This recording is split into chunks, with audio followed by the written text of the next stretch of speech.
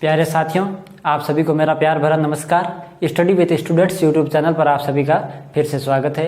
हम धातुओं के रासायनिक गुणों की बात कर रहे थे। हमने देखा कि धातुएं ऑक्सीजन के साथ क्रिया करके क्षारीय ऑक्साइड बनाती है। अब हम उससे आगे, धातुएं जल के साथ भी क्रिया करती है। धातुएं जल के साथ रासायनिक अभिक्रियाएं करके हाइड्रोजन गैस मुक्त करती है और ऑक्साइड बनाती है। उससे पहले हम लास्ट क्लास में लिखे ऑक्सीजन की क्रिया को लिख लेते हैं। धातुएं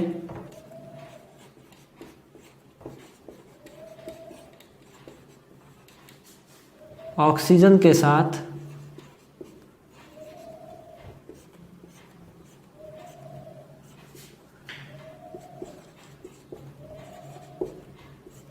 क्रिया कर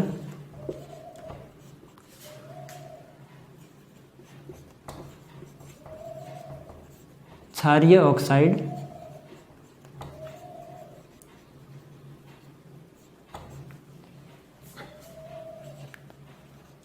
बनाती है। जब धातुओं की क्रिया ऑक्सीजन के साथ कराते हैं तो वे ऑक्सीजन के साथ जलकर क्षारीय ऑक्साइड बनाती है। धातुएं जल के साथ क्रिया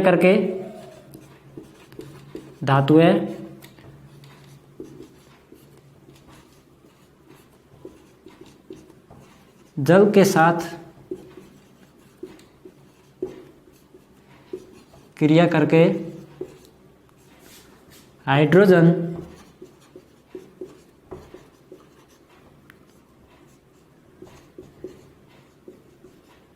गैस उत्पन्न करती है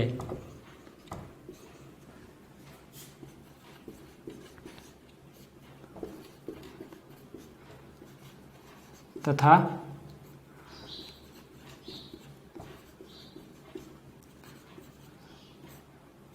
ऑक्साइड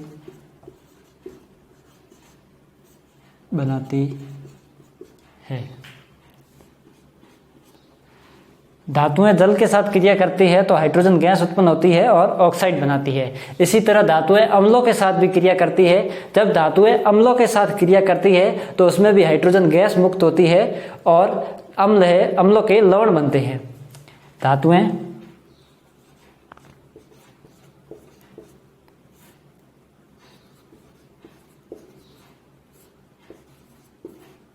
अम्ल के साथ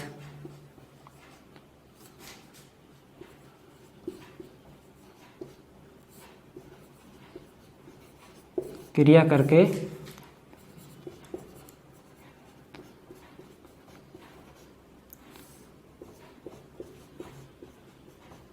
हाइड्रोजन गैस उत्पन्न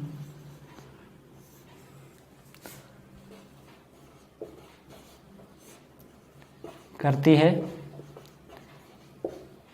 तथा अपने लवण बनाती है। धातुएं अम्लों के साथ क्रिया करती है और हाइड्रोजन गैस उत्पन्न होती है तथा अपने लवण बनाती है। इसको देखने के लिए जब हम जलती हुई मोमबत्ती को पास में ले जाते हैं तो पॉप पॉप की ध्वनि उत्पन्न होती है, क्योंकि हाइड्रोजन गैस पॉप पॉप की ध्वनि के साथ जलती है। हम कुछ अम्ल लेते हैं और कुछ धातुएं लेते हैं कि कौन सी कितनी क्रियाशील है, देखते हैं। हमने अम्ल HCl और H2SO4 लिया तो हम देखते हैं कि मैग्नीशियम धातु है वह HCl के साथ भी क्रिया करती है और H2SO4 के साथ भी क्रिया करती है। इन दोनों के साथ क्रिया करती है। इसी तरह एल्यूमिनियम भी दोनों के साथ क्रिया करती है, आयरन भी दोनों के साथ क्रिया करती है, क्योंकि ये अम्लों के साथ क्रिया करके हाइड्रोजन गैस उत्पन्न करती है और लवण बनाती है। कॉपर है वह थोड़ी कम क्रियाशील है, वह HCl के साथ क्रिया नहीं करती है और H2SO4 के साथ क्रिया करती है। कॉपर की तुलना में आयरन, एल्यूमिनियम और मैग्नीशियम अधिक क्रियाशील होते हैं। इसके बाद हम देखते हैं धातुओं की क्षार के साथ क्रिया। तो धातुएं क्षार के साथ भी क्रिया करके अम्ल की भांति ही हाइड्रोजन गैस उत्पन्न करती है और लवण बनाती है। इसको नोट कर लीजिए।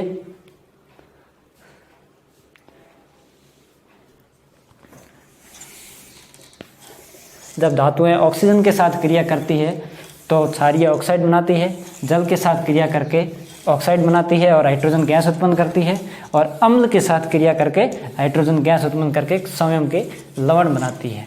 इसके बाद हम पढ़ेंगे विस्थापन अभिक्रिया।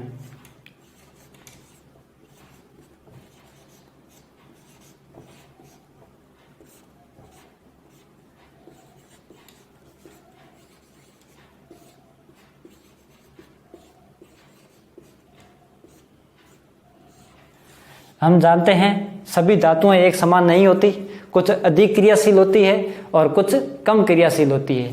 तो विस्थापन अभिक्रिया में क्या होता है कि अधिक क्रियाशील धातु है वह कम क्रियाशील धातु को उसके लवण से विस्थापित कर देती है और स्वयं का लवण बना देती है। इसको हम उदाहरण द्वारा समझें तो हमारे कक्षा में यदि एक ताकतवर बच्चा है और एक कमजोर बच्चा है तो वह ताकतवर बच्चा है वह कमजोर बच्चे को उसकी सीट से हटा देगा और वह जाके स्वयं बैठ जाएगा। तो विस्थापन अभिक्रिया परिभाषा देखेंगे हम, वह रासायनिक अभिक्रिया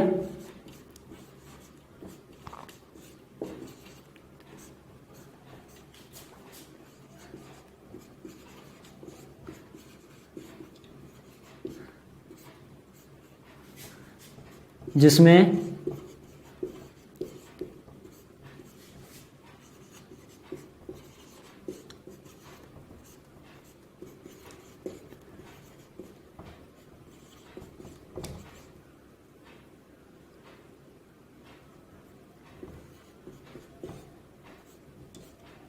अधिक क्रियाशील धातु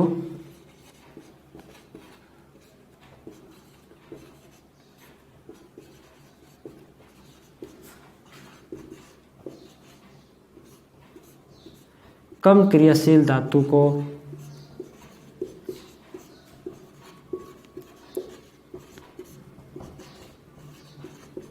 उसके लवण से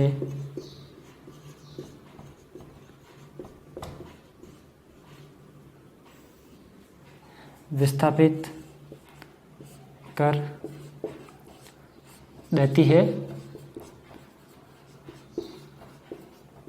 और स्वयं का लवण बनाती है। एक बार फिर देखेंगे परिभाषा, वह रासायनिक अभिक्रिया जिसमें अधिक क्रियाशील धातु कम क्रियाशील धातु को उसके लवण से विस्थापित कर देती है और स्वयं का लवण बनाती है। वह रासायनिक अभिक्रिया जिसमें अधिक क्रियाशील धातु होती है वह कम क्रियाशील धातु को उसके लवण से विस्थापित कर देती है और खुद का लवण बना देती है। हम उदाहरण से देखेंगे, जैसे जब कॉपर सल्फेट को आयरन के साथ क्रिया कराते हैं तो यहाँ आयरन अधिक क्रियाशील होता है और कॉपर कम क्रियाशील है, तो आयरन कॉपर को उसके लवण से विस्थापित कर देता है और खुद का लवण बना देता है, यहाँ आयरन सल्फेट बन जाता है और कॉपर विस्थापित हो जाता है। लिख देते हैं यहाँ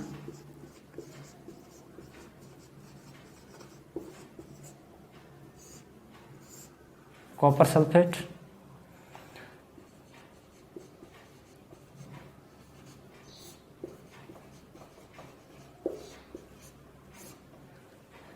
यह आयरन सल्फेट। कॉपर सल्फेट जब आयरन से क्रिया करता है तो यहाँ आयरन अधिक क्रियाशील, ये अधिक क्रियाशील है इसलिए कम क्रियाशील को यहाँ से विस्थापित कर देता है और यह आयरन सल्फेट बना लेता है। अब यदि आयरन सल्फेट की क्रिया कॉपर से कराए तो अब यहाँ आयरन अधिक क्रियाशील है और कॉपर कम क्रियाशील है तो यह इसको विस्थापित नहीं कराएगा, इसलिए यह अभिक्रिया नहीं होगी। अधिक क्रियाशील धातु कम क्रियाशील धातु को उसके लवण से विस्थापित कर देती है और खुद का लवण बनाती है। इसके बाद धातुओं के रासायनिक गुण हमने पढ़ लिए, अब हम पढ़ेंगे अधातुओं के रासायनिक गुण।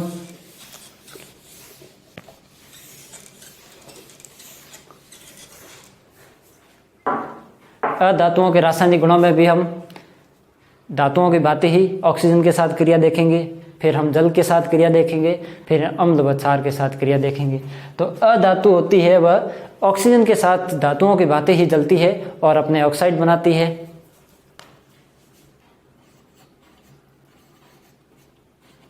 अधातु ऑक्सीजन के साथ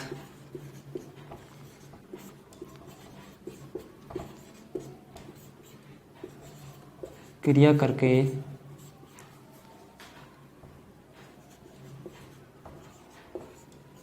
अपने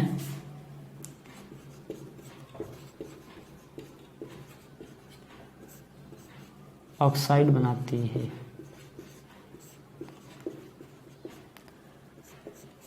अधातु ऑक्सीजन के साथ क्रिया करके अपने ऑक्साइड बनाती है। जैसे जब सल्फर की क्रिया ऑक्सीजन के साथ कराते हैं तो सल्फर डाइऑक्साइड बनता है। कार्बन की क्रिया ऑक्सीजन के साथ कराते हैं तो कार्बन डाइऑक्साइड बनता है या सल्फर डाइऑक्साइड।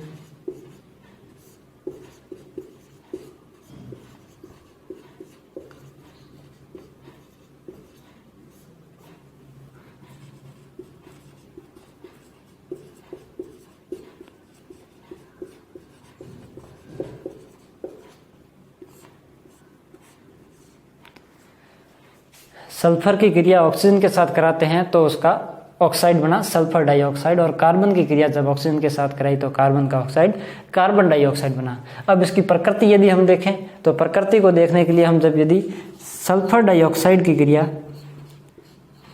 जल के साथ कराएं में सल्फ्यूरस अम्ल H2SO3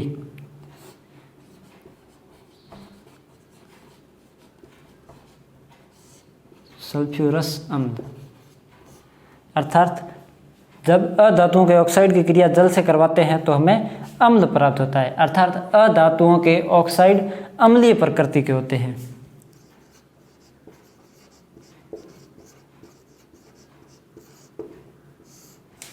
अधातुओं के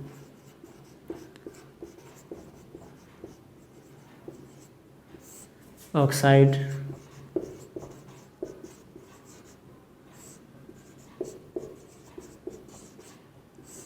अम्लीय प्रकृति के होते हैं। अधातुओं के ऑक्साइड अम्लीय प्रकृति के होते हैं तो हम देखते हैं कि हमने देखा कि धातुओं के ऑक्साइड थे वह क्षारीय प्रकृति के थे, और क्षारीय प्रकृति के होने के कारण वह लाल लिटमस को नीला करते थे। उसी प्रकार यह नीले लिटमस पेपर को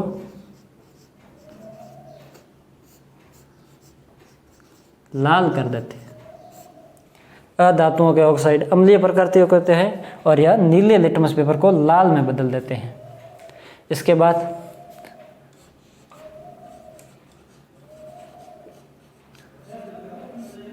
अधातु की जल के साथ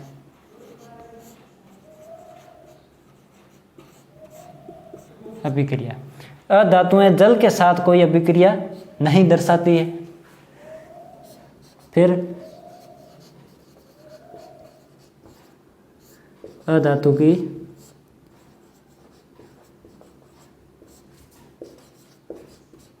अम्ल के साथ अभिक्रिया।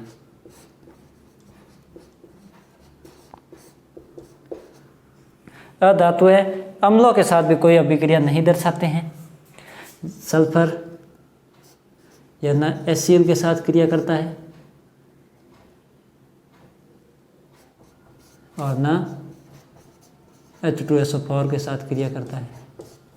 उसी प्रकार कार्बन भी इन दोनों के साथ कोई क्रिया नहीं करता है।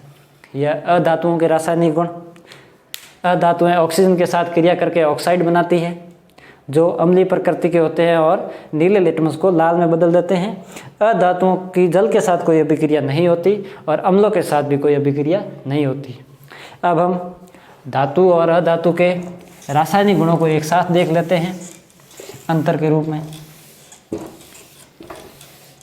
ताकि रिवीजन हो जाए।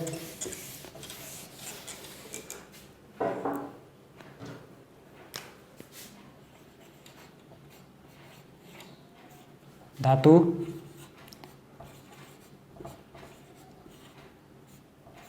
अधातु।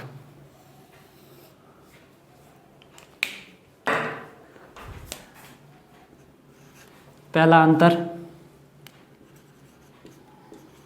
धातु ऑक्सीजन के साथ क्रिया करके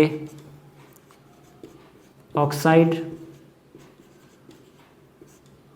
बनाते हैं जो क्षारीय प्रकृति के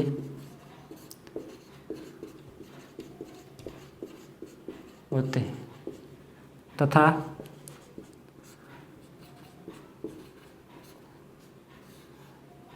लाल लिटमस को नीला कर देते हैं। धातु ऑक्सीजन के साथ अभिक्रिया करके ऑक्साइड बनाती है और वह क्षारीय प्रकृति के होते हैं और लाल लिटमस नीला हो जाता है।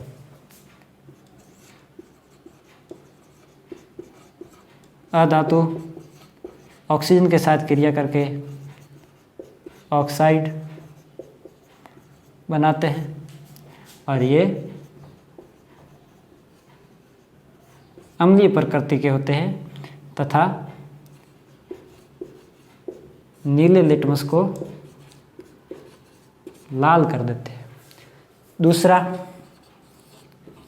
धातु जल के साथ अभिक्रिया करती है। अधातु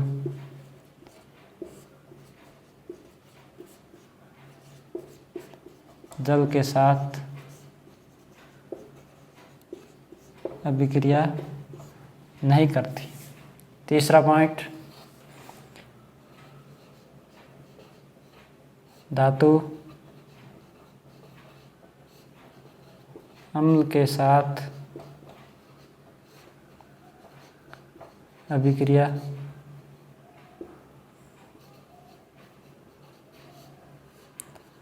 करती है।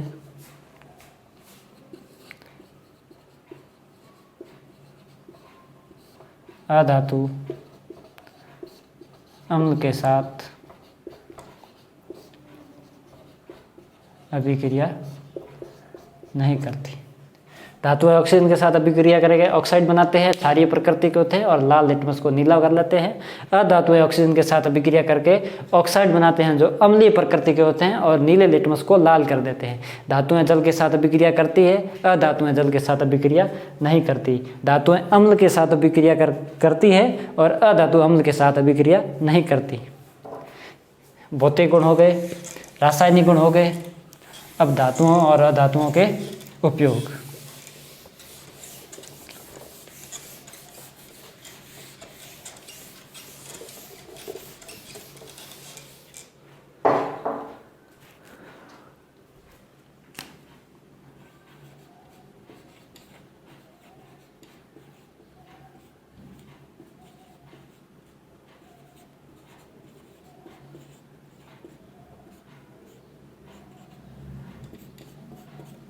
धातुओं के उपयोग। दैनिक जीवन में धातुओं के कई उपयोग हैं, जैसे लोहे का उपयोग मोटर गाड़ियों में किया जाता है। फिर एल्यूमिनियम हल्का होता है इसलिए इसका उपयोग वायुयान में किया जाता है। धातुओं का उपयोग आभूषण बनाने में किया जाता है, बर्तन बनाने में किया जाता है, भवन निर्माण, पुल निर्माण इत्यादि कार्यों में किया जाता है। बहुत सारे कार्य होते हैं, हम इनको नोट करेंगे। पहला, धातु जैसे लौह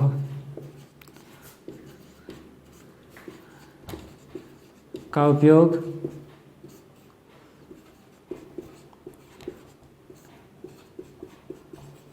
मोटर गाड़ियाँ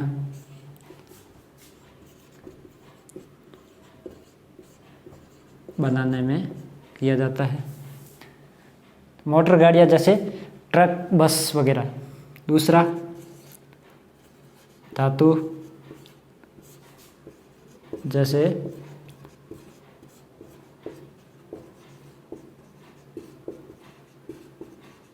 एल्यूमिनियम का उपयोग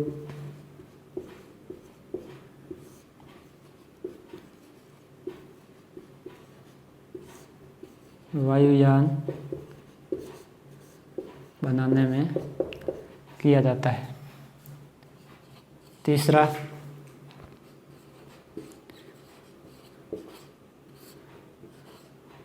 विद्युत तार, बॉयलर बनाने में, विद्युत तार बनाने में किसका उपयोग किया जाता है? तांबा, जिसको कॉपर कहते हैं, तथा एल्यूमिनियम। प्रतीक लिखे हैं ताकि आपको भी याद रहे। विद्युत तार कॉपर और एल्यूमिनियम की बनाते हैं। चौथा, बर्तन, आभूषण, सोने चांदी, आजकल प्लेटिनम। भवन निर्माण, पुल निर्माण,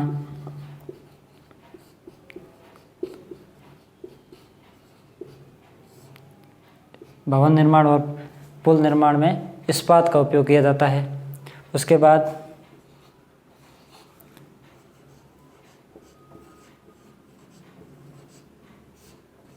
भोजन व दवाई के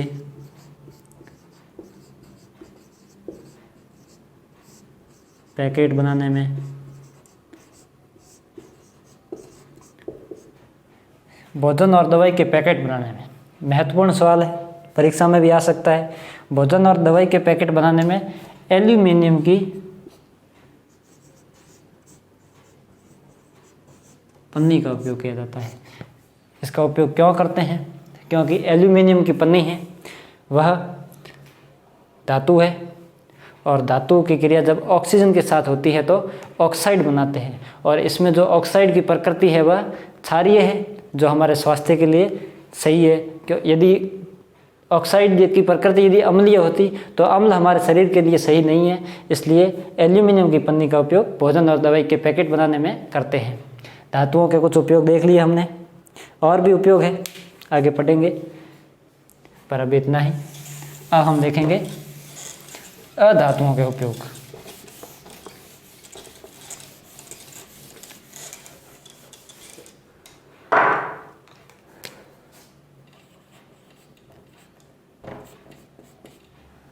अधातुओं के उपयोग, अधातुओं के उपयोग में सबसे महत्वपूर्ण ऑक्सीजन अधातु है।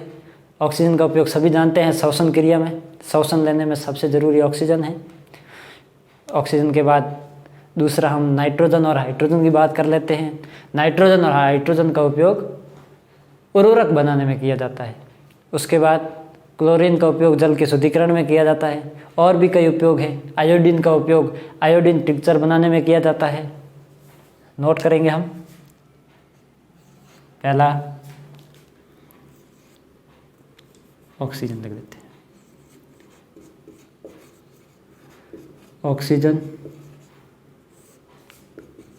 का प्रयोग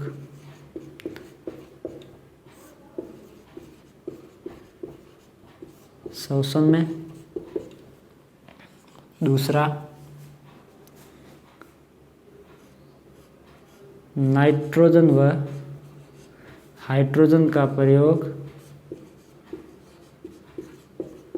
उर्वरक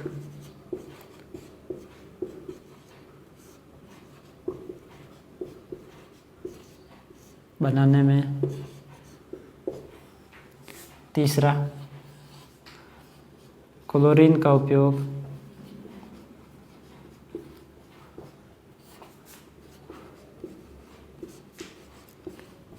जल के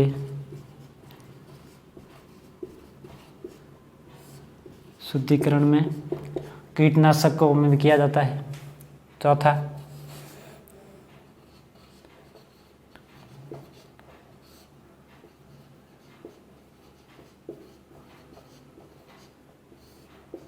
टिंचर आयोडीन में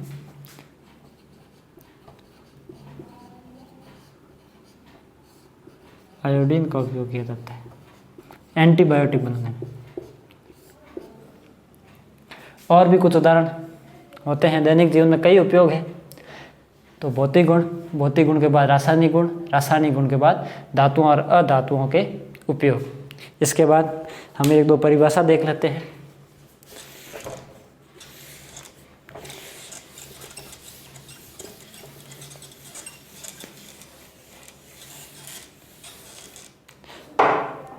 हम परिभाषा देखेंगे तत्व की,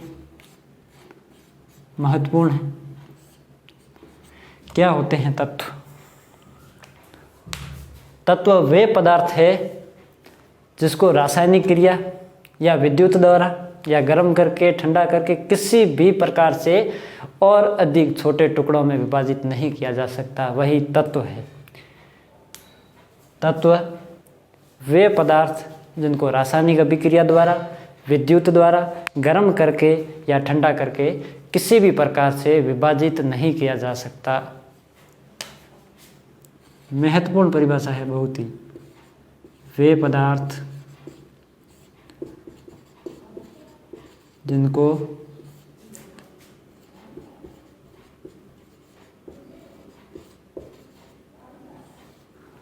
रासायनिक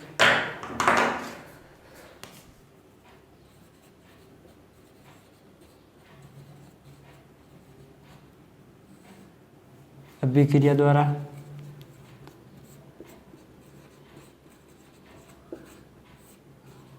विद्युत द्वारा गर्म या ठंडा करके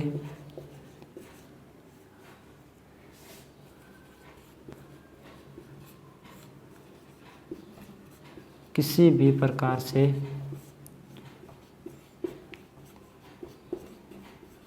और आगे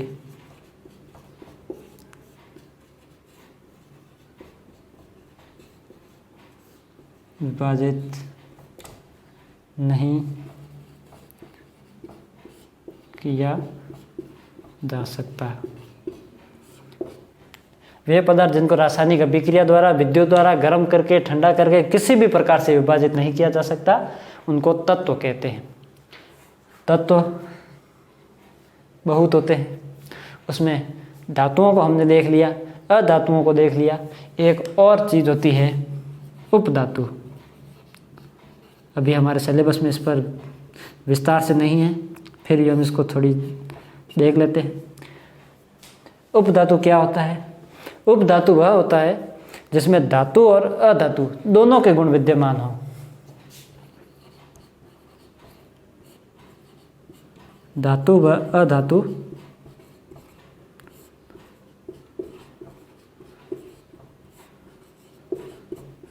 दोनों के गुण साथ।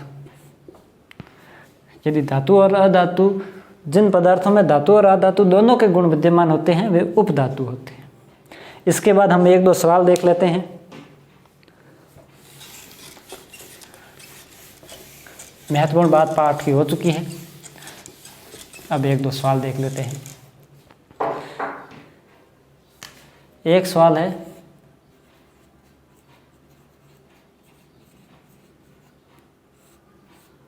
फास्फोरस को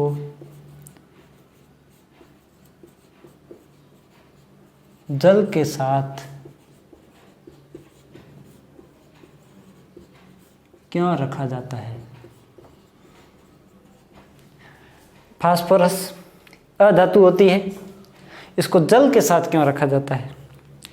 फास्फोरस एक ऐसी अधातु है जो बहुत ही अधिक क्रियाशील है, अर्थात सक्रिय है, जो वायुमंडलीय ऑक्सीजन के साथ क्रिया कर लेती है और आग पकड़ लेती है। इससे बचने के लिए इसको जल के साथ रखा जाता है।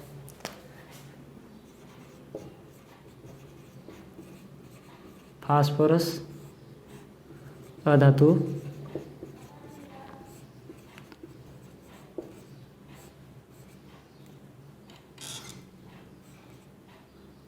बहुत अधिक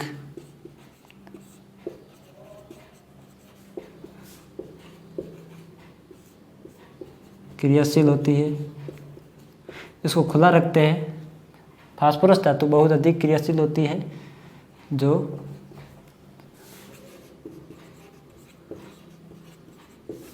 वायुमंडलीय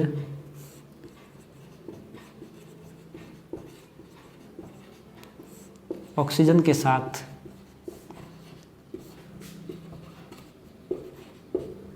क्रिया करके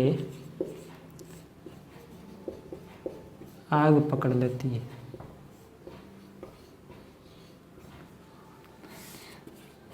इससे बचने के लिए अतः इस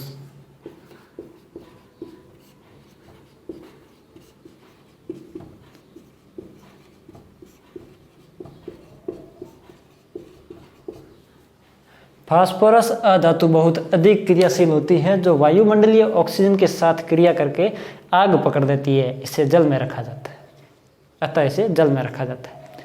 इसके बाद अंतिम सवाल,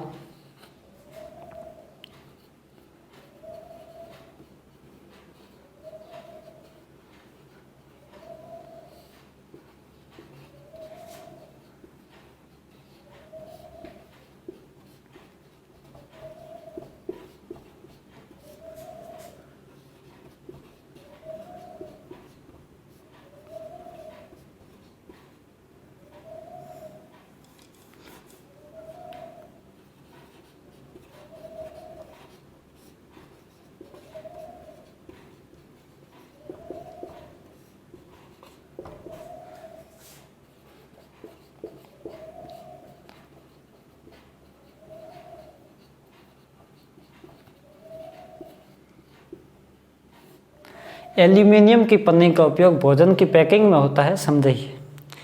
अभी ही देखा था कि भोजन की पैकिंग, दवाइयों की पैकिंग, इनमें एल्यूमिनियम की पन्नी का उपयोग किया जाता है, क्योंकि एल्यूमिनियम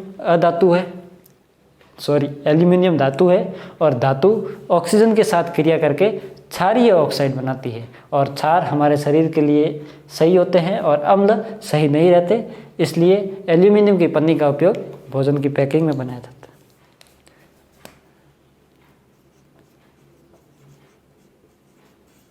एल्यूमिनियम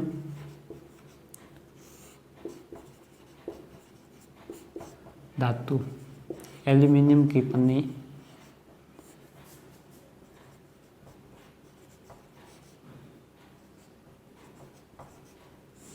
ऑक्सीजन के साथ क्रिया कर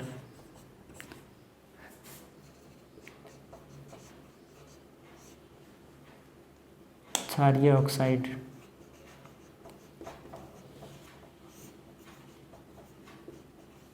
बनाती है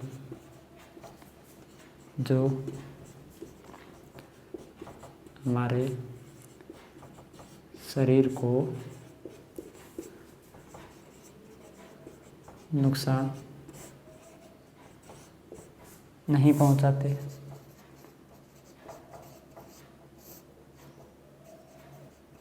अतः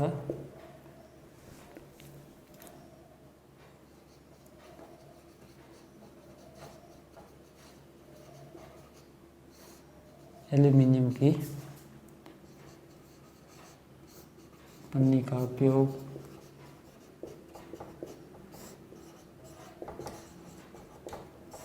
पैकिंग में करते हैं। पैकिंग भी किसकी? भोजन।